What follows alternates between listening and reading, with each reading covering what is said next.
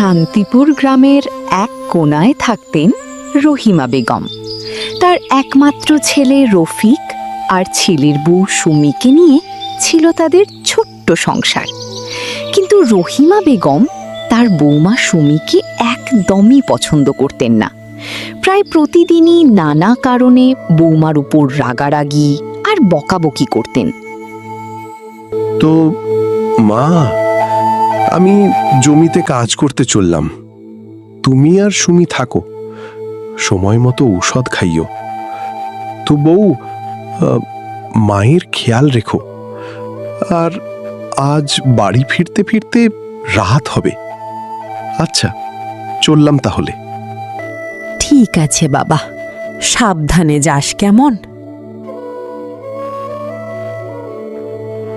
কি গো রাজরানী, কই যাইতাছ শুনি? মা, উঠানটা ঝাড়ু দিতে যাইতেছি। এতক্ষণ দইরা কি করতেছিলি? আমার মুখ দেখা বসাছিলি নাকি? ঘুম থেকে উঠা রূপচর্চা করতেছিলি? হতচ্ছাড়ি! না মা, আমি তো কাজই করতেছিলাম। আপনাকে এ পর্যন্ত 3 বার চা বানাইয়া দিছি, এখনই সব কাজ শেষ হইয়া যাইব। চুপ কর পোড়ামুখী! 2টা কাজ করলেই মনে করস অনেক বড় উপকার কইরা ফালাসস। তোর মতো অলস মাইয়া আমি জীবনে দেখি নাই। মা, আমি তো চেষ্টা করি সব কাজ ঠিক মতো করতে।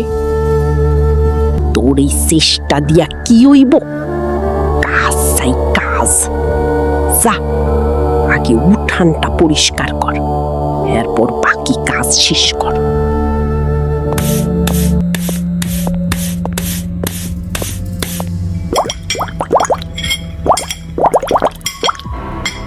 কি রে, এডি কি করছস? হত সারি, তরকারিতে এত লবণ দিছস কেন?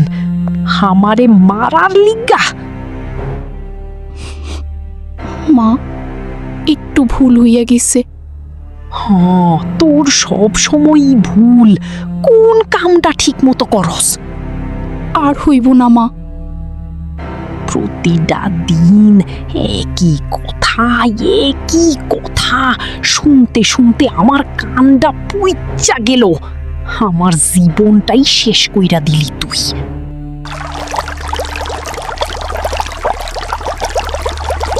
এই যে পোড়ামুখী, কাপড়গুলা এখনো শুকাইতে দিলি না? মা, এই তো এখনই দিতেছি। যা, কই তই এখনই এখনই, সারাক্ষণ শুধু এখনই। তোকে দিয়া কিছুই হইব না, আমার বোঝা হইয়া গেছে। আমার কপালেই এইরকম বউ জুটলো।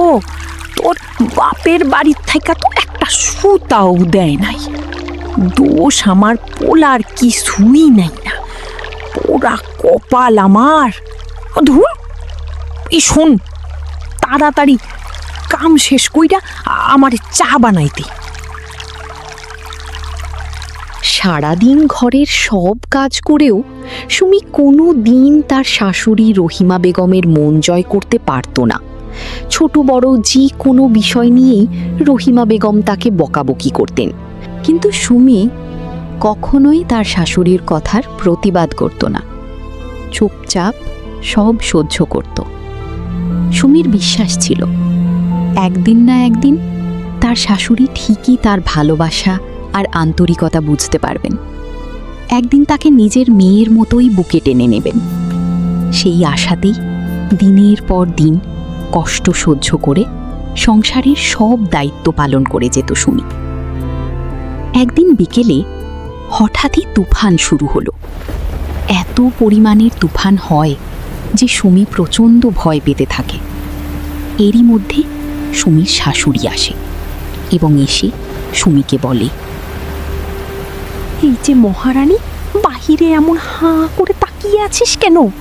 জমি থেকে কাটা ধানগুলা নিয়ে গিয়ে।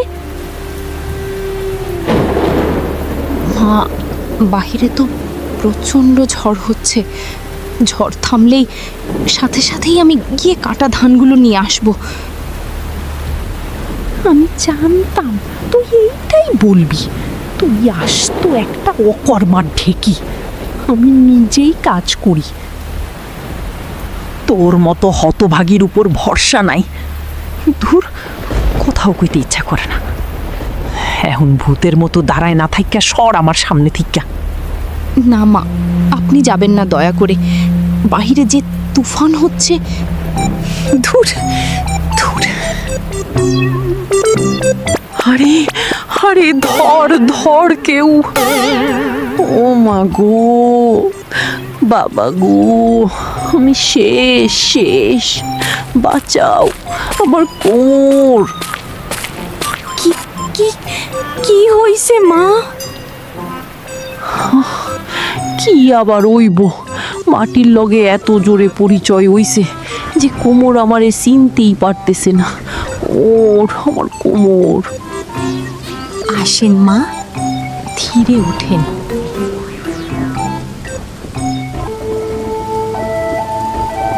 মারে, অনেক ব্যথা পাইতেছি। চিন্তা কইরেন না মা, আমি আছি। মারে, আমি তোরে কত কষ্ট দিছি, কত বকা দিছি, তবু তুই আমার সেবা করতেছোস। আপনি আমার মায়ের মতো। আপনার বিপদে আমি পাশে থাকবো না? মা, আমার ভুল হইছে, আমি তোরে চিনতে পারি নাই। তুই সত্যিই অনেক ভালো মাইয়া। পুরান কথা আর মনে কইরেন না মা। তোর মতো বউ পাইতে হইলে ভাগ্য লাগে। মারে, তুই কি এই বুড়িরে মাফ কইরা দিবি? অবশ্যই মা, আমি আপনাকে মাফ কইরা দিছি। মারে, আমি অনেক পাপ করছি, আমারে মাফ কইরা দে। মা, আজ থেকে তুই শুধু আমার বৌমা না, আমার মাইয়া। মা, সেদিনের পর রহিমা বেগম নিজের ভুল বুঝতে পারলেন। তার মন বদলে গেল। তিনি সুমিকে আর বৌমা নয়, নিজের মেয়ের মতোই ভালোবাসতে শুরু করলেন। আর সুমিও আগের মতোই শাশুড়ির সেবা যত্ন করতে থাকল। এভাবেই তাদের সংসারে ফিরে এলো সুখ আর শান্তি। মানুষ ভুল করতেই পারে, কিন্তু ভালোবাসা আর ক্ষমা সবচেয়ে কঠিন, যা মনকেও বদলে দিতে পারে। সমাপ্ত।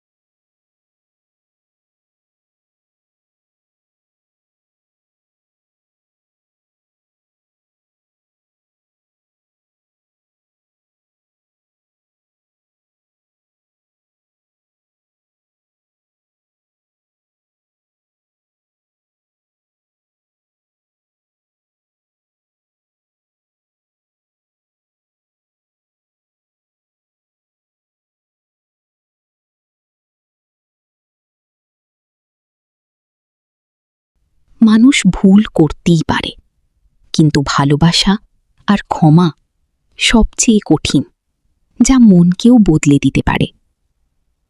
সমাপ্ত।